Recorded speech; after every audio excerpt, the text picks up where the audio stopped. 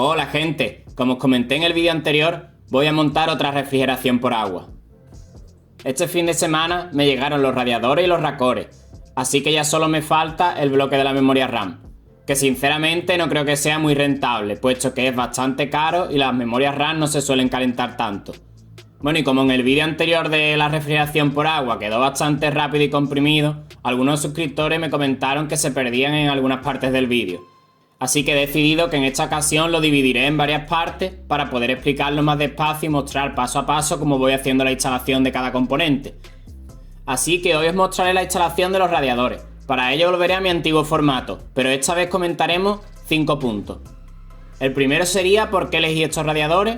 El segundo, cuánto pagué por ellos. El tercero, la calidad. El cuarto, si lo volvería a comprar. Y el quinto, hablaremos del montaje. Vayamos pues al primer punto. Elegí estos radiadores principalmente por el precio, además que ya los había comprado anteriormente. También los quería de color blanco y generalmente son más caros que los de color negro. No sé muy bien por qué, imagino que será porque en el color negro se ven menos los defectos. En cuanto al precio, pues pagué 13,79 € por el radiador de 240 y 19,78 por el radiador de 360. Realmente creo que el radiador más rentable es el de 240, puesto que da un rendimiento más que suficiente para un ordenador doméstico, ya que el de 360 es bastante más caro y el de 120 es muy pequeño y vale unos 11 €. En mi ordenador principal puse uno de 120 y uno de 240. El de 120 se pone muy caliente, en cambio en el de 240 casi no se nota la temperatura. Pero también es verdad que el de 240 está en el frente con un doble ventilador y el de 120 está en la parte trasera, recogiendo por tanto todo el calor del interior de la caja y además solo tiene un ventilador. Hablemos de calidad, pues como podéis ver, los pedidos de AliExpress son una lotería en cuanto a transporte, ya que muchas veces las cajas vienen totalmente machacadas y aplastadas, haciendo por tanto que el material del interior pueda venir dañado.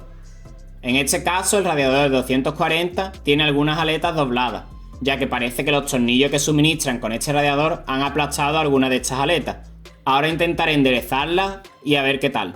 Generalmente suelo abrir disputas y siempre me devuelven algunos euros. En la siguiente caja, que es uno de los radiadores de 360, no sé ni qué decir. Parece que literalmente han saltado sobre la caja. Afortunadamente, el radiador parece que no ha sufrido ningún daño, aunque sí que es verdad que hay algunas zonas bastante feas. Esto no es debido a daño físico, esto es debido a un control de calidad pésimo. Parece que hay ahí una unión entre las aletas y ha quedado bastante mal acabado. Esperemos que solo sea cuestión estética. Y por último, la tercera caja, que está casi perfecta, es otro radiador de 360, el cual no presenta ningún daño y ningún defecto estético. Vaya, como debería de ser. Por lo demás, son radiadores de aluminio, hacen su función y son claramente más baratos, pero hay que tener cuidado y probarlos bien antes. Además de que algunos de los radiadores que te venden en AliExpress no hacen el recorrido de un radiador común, el cual el agua pasa por el panal transmitiendo el calor a las aletas, las cuales se enfrían con la corriente de aire generada por el ventilador. Así que si compras un radiador y tu sistema no enfría lo suficiente, puede ser que tengas un radiador que por fuera lo verás como un radiador normal, pero internamente solo tiene un tubo que va de la entrada a la salida. En cuanto a las conexiones, me dan la impresión de que siempre tienen un poco de holgura. Así que lo que normalmente hago es probar con un racor que enrosque en el radiador sin problema. Una vez hecho esto, aunque para muchos pueda parecer absurdo, yo siempre le pongo teflón a los racores, aunque traen una goma la cual se ajustará a la base del radiador en el último apretón. Pero como veo que hay bastante holgura, si la goma con el tiempo perdiera flexibilidad, dejaría de ser estanco, por lo tanto se saldría al agua. Así que para asegurarme de que esto no ocurra, el teflón es la mejor solución.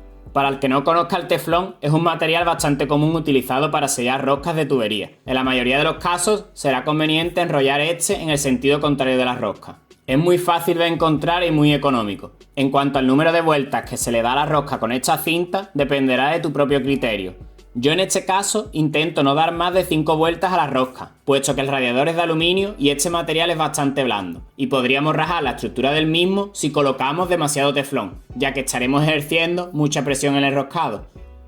En el apartado si lo volvería a comprar, pues como creo haber mencionado anteriormente, estos radiadores ya los había pedido antes, ya que a pesar de su aparente baja calidad y defectos estéticos, el precio de estos es considerablemente más bajo que en el mercado europeo. El rendimiento no es malo, pero sí que hay que tener cuidado y testearlos bien antes de confiar en ellos plenamente. Por lo tanto, si quieres comprar un radiador con la seguridad de que todo vaya a ir bien, este no es el más recomendable. Pero en mi caso, que cambio el hardware muy a menudo, me es rentable. Bueno, y en cuanto al último punto sobre el montaje, mi idea era poner un radiador de 360 en el frente y otro igual en la parte superior. El fabricante, en las especificaciones de la caja, dice que admite un radiador de 360 en el frente y un radiador de 240 en la parte superior. Esa fue la razón por la que pedí un radiador de 240, ya que en el caso de no poder poner un radiador de 360, tenía que poner el de 240. Y diréis, ¿qué te llevó a pensar que podrías poner un radiador de 360 en la parte superior si el fabricante dice que no? Pues generalmente adapto los radiadores donde sea, igual que lo hice en el anterior water cooling. El radiador de la parte frontal queda perfecto, y he estado probando si los ventiladores podrían ponerse por fuera del chasis para luego cubrirlo con el frontal, ya que de ser así tendríamos más espacio dentro de la caja y quedaría todo más amplio. Y sí, parece que cabe entre el chasis y el frontal. Así que perfecto, aunque no me gusta que el frontal de la caja prácticamente no tiene rejilla de entrada de aire, así que me parece un poco inútil tanto ventilador casi para nada. Pero bueno, mi intención es configurar los ventiladores para funcionar en caso de una temperatura elevada. Y en caso de que la temperatura no sea elevada, que estén apagados y el ordenador trabaje con disipación pasiva. Ese era el principal motivo de tanto radiador. Después de esto, he estado probando el radiador de 360 en la parte superior. Pero como podéis ver en el vídeo, el radiador tiene prácticamente la anchura del chasis, con lo cual es imposible. Así que desafortunadamente tendré que usar un radiador de 240. Pero la sorpresa no acabó ahí.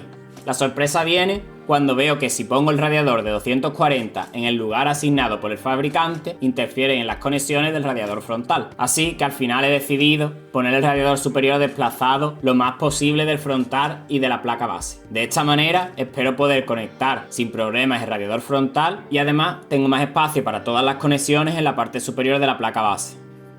Bueno, y hasta aquí la primera parte de esta refrigeración líquida. En el siguiente vídeo probablemente hablaré de los ventiladores y de su distribución. Espero que os haya gustado y nos vemos en el próximo. Un saludo.